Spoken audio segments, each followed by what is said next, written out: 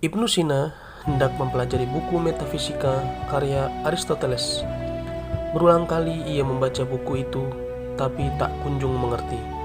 Namun, secara tidak sengaja, Ibnu Sina menemukan buku Fi Agrad Kitabu Ma'bada At-Tabaiyah li Aristahu karya Al-Farabi. Melalui buku itu, barulah Ibnu Sina memahami uraian-uraian Aristoteles dalam Metafisika. Baik, sebelum mulai, lihat intro saya dulu.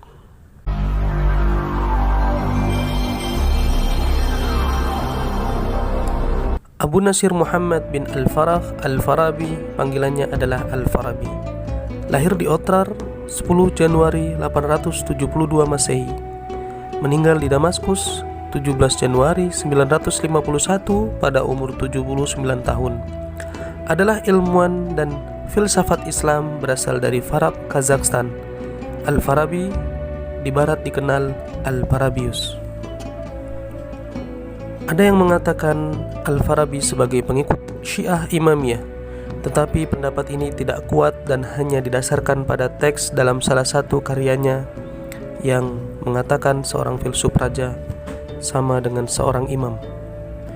Hal ini pun didukung oleh fakta bahwa Al-Farabi terpaksa melarikan diri ke Aleppo tahun 330 Hijriah atau 945 Masehi saat dinasti Buyid yang cenderung Syiah menaklukkan Baghdad yang Sunni. Al-Farabi berpakaian rapi sejak kecil. Ayahnya seorang ofisir tentara Turki keturunan Persia, sedangkan ibunya berdarah Turki asli. Sejak dini Al-Farabi digambarkan memiliki kecerdasan istimewa dan bakat besar untuk menguasai hampir setiap subjek yang dia pelajari. Pada awal pendidikan, Al-Farabi belajar Al-Quran, tata bahasa, kesastraan, ilmu agama, fikih, tafsir dan ilmu hadis, dan aritmatika. Al-Farabi muda belajar ilmu-ilmu Islam dan musik di Bukhara dan tinggal di Kazakhstan sampai umur 50 tahun. Ia pergi ke Baghdad untuk menuntut ilmu di sana selama 20 tahun. Setelah kurang lebih 10 tahun tinggal di Baghdad, yaitu kira-kira pada tahun 920 Masehi, Al-Farabi kemudian mengembara ke kota Haran, yaitu terletak di utara Syria, di mana saat itu Haran merupakan pusat kebudayaan Yunani di Asia Kecil. Ia kemudian belajar filsafat dari filsafat Kristen terkenal yang bernama Yuhanna bin Jilad. Tahun 940 Masehi, Al-Farabi melanjutkan pengembaraannya ke Damaskus dan bertemu dengan Syaikh Al-Daula Al-Hamdanid, yaitu kepala daerah distrik Aleppo yang dikenal sebagai simpatisan para imam Syiah. Beliau hidup di masa pemerintahan Khalifah Al-Mu'ti, dinasti Abbasiyah. Al-Farabi adalah seorang komentator filsafat Yunani yang ulung di dunia Islam. Meskipun kemungkinan besar ia tidak bisa berbahasa Yunani, ia mengenal filsafat Yunani yaitu Plato, Aristoteles, Plotinus dengan baik. Kontribusinya terletak di berbagai bidang seperti matematika, filosofi, pengobatan, bahkan musik. Al-Farabi dikenal dengan sebutan guru kedua setelah Aristoteles karena kemampuannya dalam memahami Aristoteles yang dikenal sebagai guru yang pertama dalam ilmu filsafat. Al-Farabi hidup pada daerah otonomi di bawah pemerintahan Syaikh Ad-Daula dan di zaman pemerintahan dinasti Abbasiyah yang terbentuk monarki yang dipimpin oleh seorang khalifah. Ia lahir di masa kepemimpinan Khalifah Al-Mustamid dan meninggal pada masa Khalifah Al-Mu'ti 946 sampai 974 Masehi, di mana periode tersebut dianggap sebagai periode yang paling kacau karena ketiadaan kestabilan politik. Dalam kondisi demikian, Al-Farabi berkenalan dengan pemikiran-pemikiran dari ahli filsafat Yunani seperti Plato dan Aristoteles dan mencoba mengkombinasikan ide atau pemikiran-pemikiran Yunani kuno dengan pemikiran Islam untuk menciptakan sebuah negara pemerintahan yang ideal. Selama hidupnya, Al-Farabi banyak berkarya. Jika ditinjau dari ilmu pengetahuan, karya-karya Al-Farabi dapat ditinjau menjadi 6 bagian. 1. Logika, 2. Ilmu-ilmu matematika, 3. Ilmu alam, 4. Teologi, 5. Ilmu politik dan kenegaraan, 6. Bunga rampai atau kutub munawwa'ah. Di antara karya tulis Al-Farabi adalah 1. Al-Musiqi Al-Kabir yang di dalamnya terdapat pemaparan tentang dasar musik, teori dan praktiknya. 2. Ahlul Al-Iqa. 3. Kalam fi Al-Musiqi. 4. Insail Al-Ulum wa At-Ta'rif bi Aghradiha. 5. Jawami Asy-Syiyasah. Karyanya yang paling terkenal adalah Al-Madinah Al-Fadilah atau kota negara utama yang membahas tentang pencapaian kebahagiaan melalui kehidupan politik dan hubungan antara rezim yang paling baik menurut pemahaman Plato dengan hukum ilahiyah Islam. Filsafat politik Al-Farabi khususnya gagasan mengenai penguasa kota utama mencerminkan rasionalisasi ajaran imamah dalam Syiah. Pemikiran tentang asal usul negara dan warga negara menurut Al-Farabi, manusia merupakan warga negara yang merupakan salah satu syarat terbentuknya negara. Karena manusia tidak dapat hidup sendiri dan selalu membutuhkan bantuan orang lain, maka manusia menjalin hubungan asosiasi.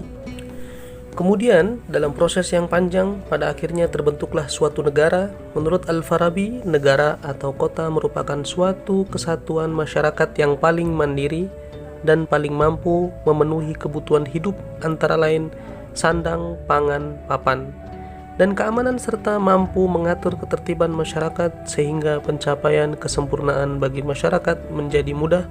Negara yang warganya sudah mandiri dan bertujuan untuk mencapai kebahagiaan yang nyata menurut Al-Farabi adalah negara utama.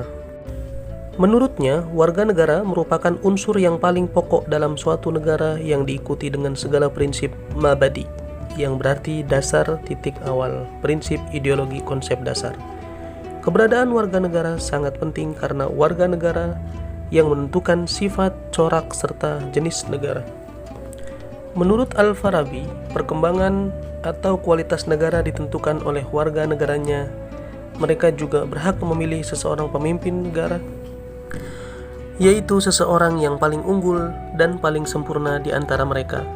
Negara utama di akal logika seperti tubuh manusia yang sehat dan utama karena secara alami pengaturan organ-organ dalam tubuh manusia bersifat hierarkis dan sempurna. Ada 3 klasifikasi utama. Pertama, jantung.